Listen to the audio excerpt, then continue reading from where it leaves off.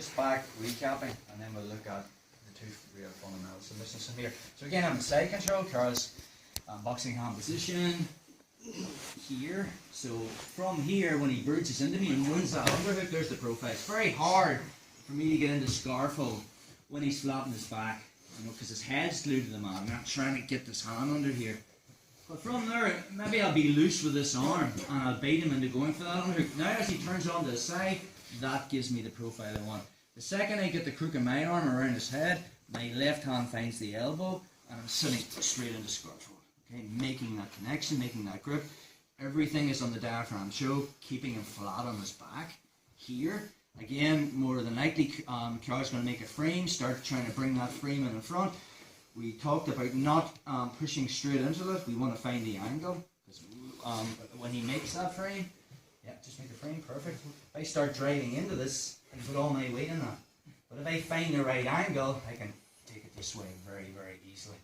So from there, the second he makes that frame, and again we covered this early in the mesocycle, I'm just driving forward. And sometimes I can split this. So as I push it down, just be careful with this. When I go for this americana from scarf hold, shoulder lock, and again everyone has different flexibilities from here, so just don't yank it down. The good thing about this is if I'm playing scarf hold this way, when I push it down, his arm is between my legs. Whereas sometimes people play scarf hold on their back here and they're more not grabbing the thigh and they're just into pulling this elbow up all the time, which means it's an extra move. I have to bring this up before I can push it down. So if you're playing it the way we've been teaching, it's this. Okay? Carl makes the frame, starts driving into me. I don't want to be driving forward towards his head. I'm driving over his head. Once I split this and push it down, when I bring it over his wrist, okay, second thigh comes underneath. So I'm shelving the elbow and then I make the triangle. The detail is though, I let go of my thigh and I get an S grip on the head. So two pressures now. One, I lift the head.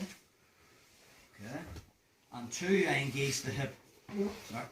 But I do both together. So I'll just take that. Okay. So let's look at that again.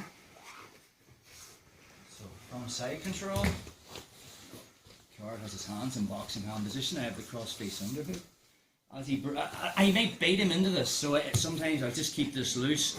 And when he wins that underhook and he's looking to get to his knees, I get the crook of my arm around his head. I need to find that elbow, and I take it to my hip as I sit through. And again, I'm loading onto him, not diaphragm choke. So my butt's coming all the way onto his belly. I'm going to the point where I'm about to get bridged, and then I sag. Okay, waiting for that frame. If it's MMA, the striking, I can just start climbing the head. And then this arm comes up to defend. I can push it down. Again, comes over the wrist. My thigh comes under the elbow, so I'm shelving it. And then I make the triangle.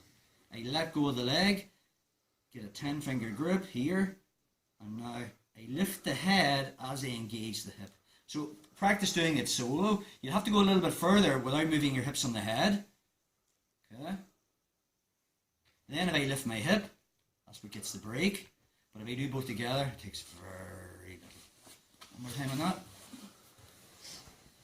So from here, bait him into going for that underhook escape, and I'm straight into scarf hold.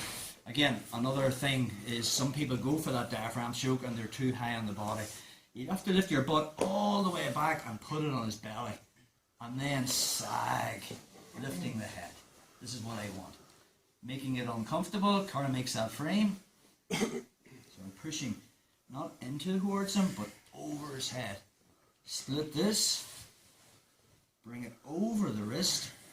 My left comes underneath, and I make the triangle. Let go of the thigh, 10-finger grip, and now I lift the head and engage the hip. Just be careful with that one, okay? So let's try, guys.